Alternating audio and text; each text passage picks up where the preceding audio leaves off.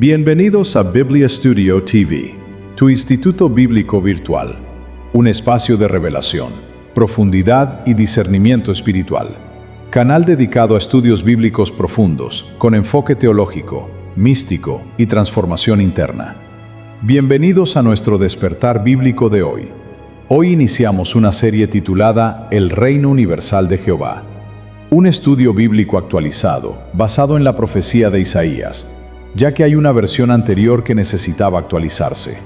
En esta actualización, me di a la tarea de preparar un estudio exegético, ontológico y espiritual, ya que como todos sabemos, las narraciones bíblicas, sin excepción ninguna, son construidas por el escritor bíblico por medio de una metáfora, alegoría o parábola, bajo la inspiración divina, con el propósito divino de revelar verdades divinas. Aunque tengan una capa histórica, debemos de traspasarla para que la verdad divina oculta detrás de ella se nos revele. El objetivo principal del estudio del profeta Isaías es discernir las verdades ocultas reveladas detrás de las narraciones proféticas, ya que todas las profecías tienen su cumplimiento al final de los tiempos. Las profecías son las visiones que despiertan, es decir, las visiones que nos despiertan la chispa divina en nosotros. Todas las profecías, historias y toda la escritura en general, sin excepción, podemos definirlas como una visión prototípica que tiene su cumplimiento en la era de la Iglesia. El Pentateuco, los 5 libros que componen la Torá o la ley, otorgados a Moisés, podemos considerarlo como el fundamento o el principio de todo el plan divino para redimir al ser humano, restaurarlo, regenerarlo, purificarlo y traerlo de nuevo a la unidad con su Creador, o a la glorificación como al principio, antes de que el cosmos o el sistema o estructura pensamientos confusos existiese. El mundo, dentro del contexto en el que Jesús habla, cosmos, no se refiere a la humanidad per se, sino al sistema o estructura de pensamientos o percepciones confusas que los esclavizan. Cuando analizamos las narraciones históricas, los salmos y toda la escritura, en ella se revela el testimonio de Jesús, de acuerdo con Apocalipsis 19:10. El testimonio de Jesús, aquel que revela el ángel, es el espíritu de la profecía. El espíritu de la profecía significa el sistema de pensamientos que manifiesta la luz interior en nosotros. El testimonio de Jesús, para los que no saben qué significa, es la luz interior o la chispa divina en nosotros que desmantela el cosmos, ese sistema mental confuso. Entonces, el testimonio de Jesús en nosotros es la vida de Cristo, su carácter, su identidad manifestándose en nosotros y por medio de nosotros. Teniendo esto claro, vamos a desentrañar los textos uno por uno y buscar exegéticamente lo que ese texto nos revela desde su profundidad ontológica y espiritual.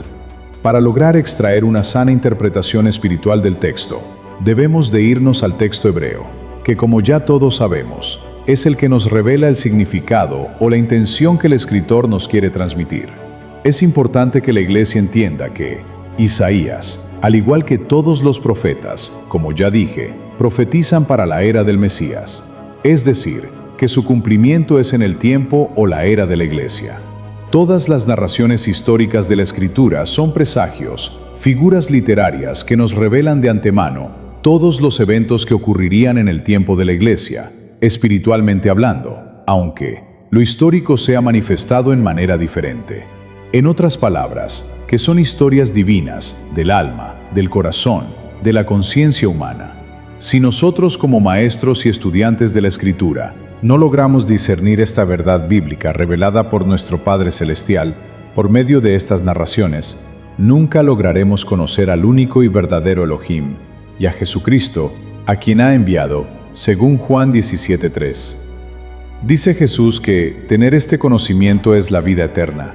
Entonces, si Jesús está en lo correcto, y de hecho lo está, podemos afirmar que la vida eterna no es algo que debemos alcanzar, sino algo que ya tenemos, pero que debemos descubrir dentro de nosotros por medio del conocimiento del Padre y del Hijo dentro de nosotros. Eso es despertar la chispa divina en nosotros. En otras palabras, que la vida eterna no se trata de algo que nosotros obtenemos desde una fuente externa, sino que la vida eterna se encuentra en el conocimiento que procede desde nuestra fuente interna, es decir, desde nuestra conciencia, nuestro corazón, nuestra alma. En otras palabras, para que lo entiendan, desde nuestro espíritu. Es por esta razón que el ángel le dice a Juan que el testimonio de Jesús es el espíritu de la profecía. Todas las profecías empezaron a cumplirse desde el nacimiento del Mesías. A partir de ese tiempo, las profecías empezaron a cumplirse todas de acuerdo con el orden divino establecido por el Padre para que se cumplan. Desde ese mismo instante, estamos viviendo los tiempos del fin de la esclavitud bajo el reinado de Babilonia. Daniel inquirió en las escrituras de Jeremías, buscando cuál era el tiempo determinado que Jehová había hablado, que había de cumplirse las desolaciones de Jerusalén en 70 años de esclavitud, los cuales ya estaban cumpliéndose. Al igual que Daniel, la iglesia debe de inquirir en las escrituras de Daniel y buscar cuál es el tiempo determinado que Jehová había hablado, que había de cumplirse. El ángel Gabriel habló de 70 semanas determinadas sobre su pueblo y sobre su santa ciudad, para terminar la prevaricación y poner fin al pecado, y expiar la iniquidad, para traer la justicia perdurable, y sellar la visión y la profecía, y ungir al Santo de los Santos.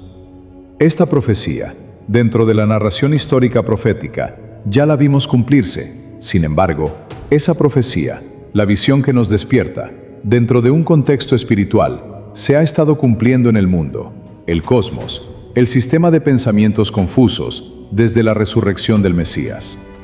Cuando analizamos el mensaje del ángel Gabriel, podemos darnos cuenta de que ese cumplimiento está determinado a cumplirse en nuestros tiempos. Porque todos sabemos que todavía no ha terminado la prevaricación, no se le ha puesto fin al pecado, ni se ha expiado la iniquidad, y tampoco la justicia perdurable ha sido establecida. Por tanto, la visión y la profecía de Daniel está vigente hasta que se unja al Santo de los Santos en nosotros, la Iglesia. Esa unción del Santo de los Santos en nosotros es lo mismo que Pablo revela que seremos arrebatados. Ese arrebato en nosotros es el arrebato del Santo que se está formando a su imagen en nosotros. Porque hasta que ese Santo no sea arrebatado de nosotros, los que hemos en la chispa divina en nosotros, no podemos iniciar la batalla final. Si usted tiene oído para oír, oiga lo que el Espíritu dice a las iglesias. Si usted quiere creer esta verdad, créala, y si no, es su responsabilidad. Lo que significa que esta profecía de las 70 semanas, aunque vimos su cumplimiento escrituralmente en Jesucristo, sin embargo, esa profecía tiene su verdadero cumplimiento, el cual es espiritual, y culmina en nosotros, la iglesia. Jehová le dijo a Daniel que esas profecías estaban cerradas y selladas hasta el tiempo del fin. Por tanto, el tiempo de abrir y quitarle los sellos a esa profecía llegó en el momento desde la resurrección del Mesías. Estamos viviendo en los tiempos del fin.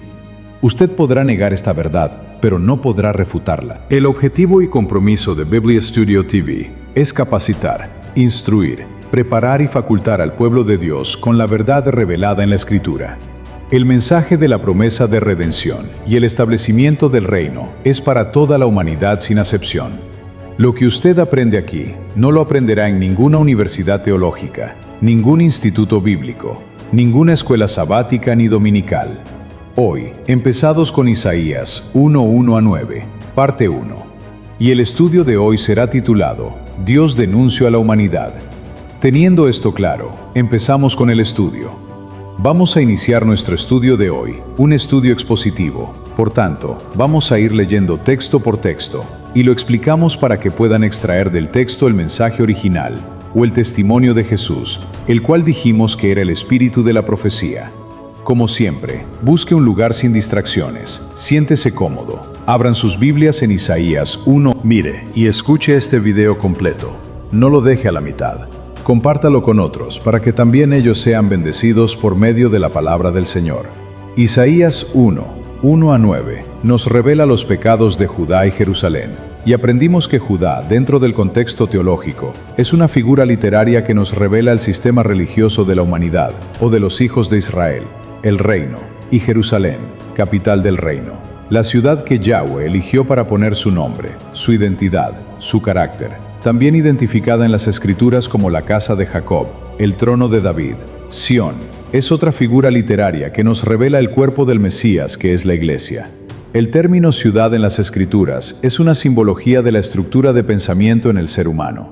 Si usted como cuerpo del Mesías no incorpora, no encarna esta verdad o esta visión interior en su sistema religioso, usted pudiera pertenecer a Judá y no a Jerusalén. Judá simboliza el sistema religioso en la conciencia humana, y Jerusalén simboliza la chispa divina, la verdad o la luz en la conciencia humana.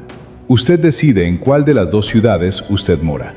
Por tanto, preste mucha atención a lo que Isaías revela a la iglesia. Una nación pecadora. Dice el verso 1, visión de Isaías, hijo de Amós, la cual vio acerca de Judá y Jerusalén en días de Usías, Jotam, Acaz y Ezequías, reyes de Judá.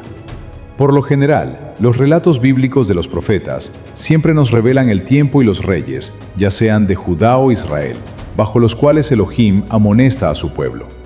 Por tanto, esta visión de Isaías está dirigida a Judá, sistema religioso, y a Jerusalén, la ciudad portadora de la chispa divina, la ciudad alineada con la fuente divina.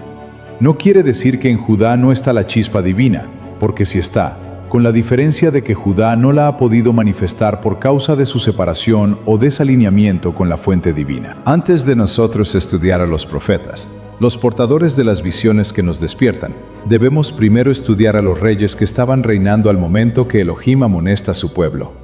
Antes de continuar, quiero definir estos dos términos que acabamos de mencionar, Elohim y amonestar. Elohim es el plural de Elo, que dentro del contexto hebreo hace referencia a juicios o jueces. El plural revela la pluralidad de la estructura de pensamientos en los seres humanos, no solo en la iglesia, sino en todos los seres humanos, es decir, en Israel, el reino. Por tanto yo como usted somos Elohim individualizados. Lo que esto significa es que cada uno de nosotros somos jueces, según Salmos 82, 6-7, que revela que nosotros somos jueces y todos nosotros hijos del Altísimo. Pero como hombres moriremos, y como cualquiera de los príncipes caeremos. Por tanto, no nos jactemos, porque todavía no hemos sido purificados. Lo mismo revela Isaías 41:23, dentro del contexto de los falsos dioses, donde dice: Dadnos nuevas de lo que ha de ser después, para que sepamos que vosotros sois dioses o jueces. He aquí vosotros sois nada, y vuestra obra vanidad. Cuando la Escritura habla de dioses falsos, lo hace referente al ser humano que se ha creído Dios o juez independiente del Elohim Altísimo. Pero nosotros no somos independientes de Elohim, somos uno en Elohim. Y por último, amonestar, que significa instruir, no regañar como hemos malinterpretado. Traje esta aclaración como contexto de lo que vamos a escudriñar. Dice el texto que Isaías tuvo una visión, la cual vio acerca de Judá y Jerusalén. Y con esto, lo que el escritor nos dice es que el enfoque debemos de ponerlo en Judá y Jerusalén. La amonestación es para Judá y Jerusalén, es decir, para nosotros. Aunque encontraremos amonestaciones para Israel, las tribus del norte, y amonestaciones contra las naciones vecinas, nuestro enfoque debe de estar en Judá y Jerusalén. Dice Isaías que tuvo una visión. No se refiere a una visión física cualquiera, sino a una percepción inspirada que comunica la voluntad divina. La palabra hebrea usada para visión es hasón, que significa ver, contemplar, especialmente en un sentido espiritual o profético. La visión de Isaías es interna, en la conciencia, con el ojo interno. Implica una visión interior, más allá de lo sensible, vinculada con la comprensión de misterios divinos.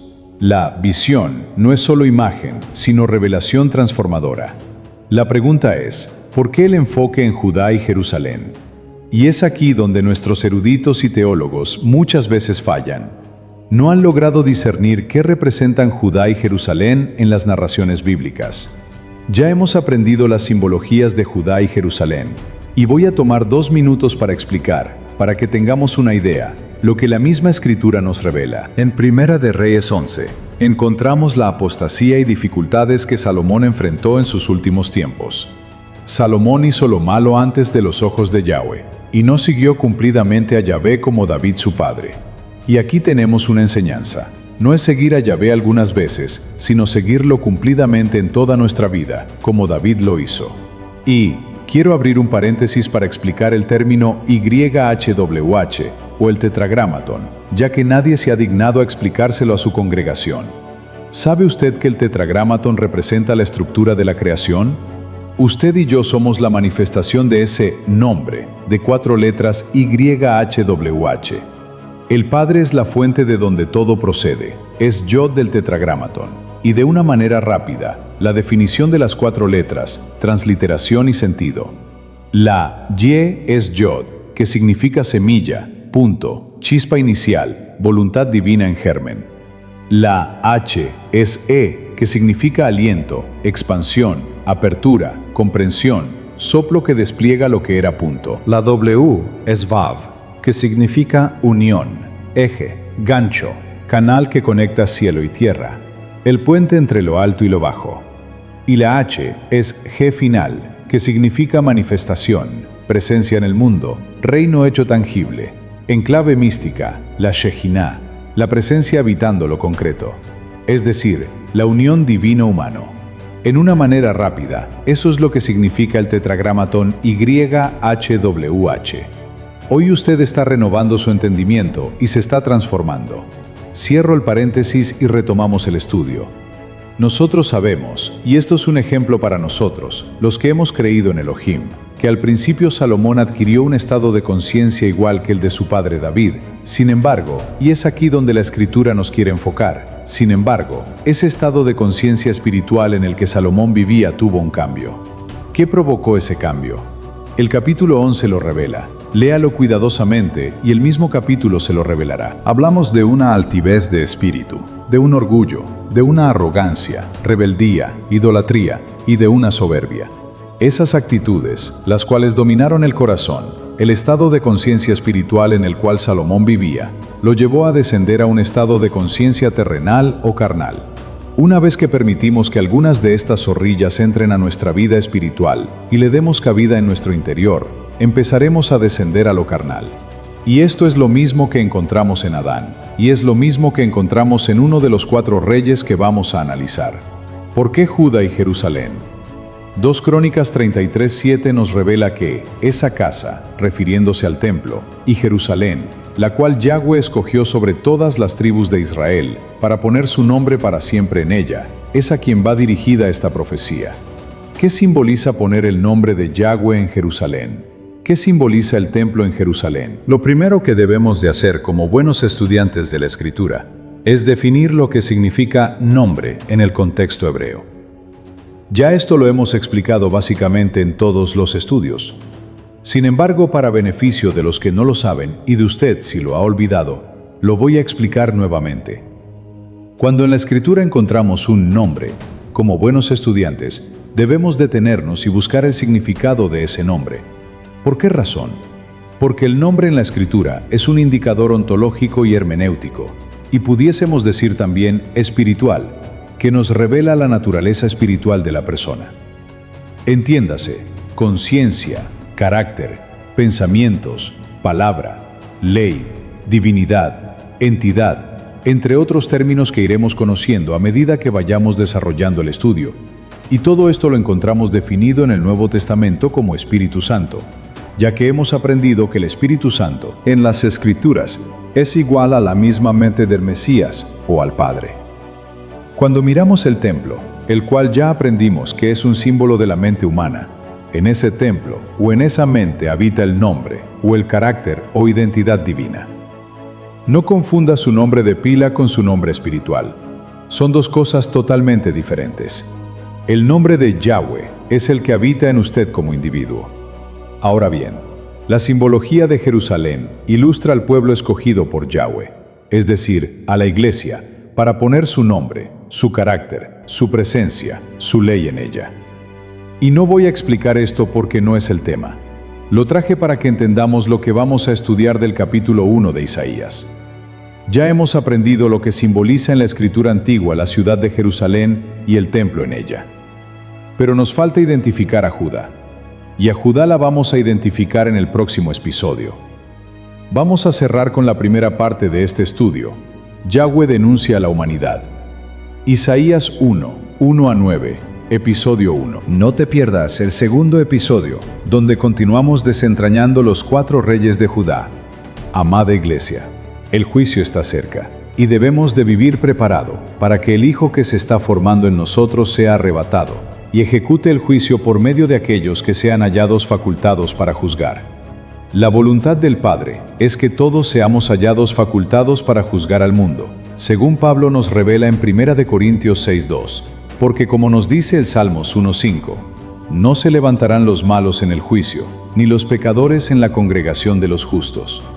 Por tanto, hermanos, esforcémonos y seamos valientes perseverando en paciencia guardando los mandamientos de Elohim y la fe de Jesús, según Apocalipsis 14:12, para que veamos su rostro en justicia, y estemos satisfechos cuando despertemos a su semejanza.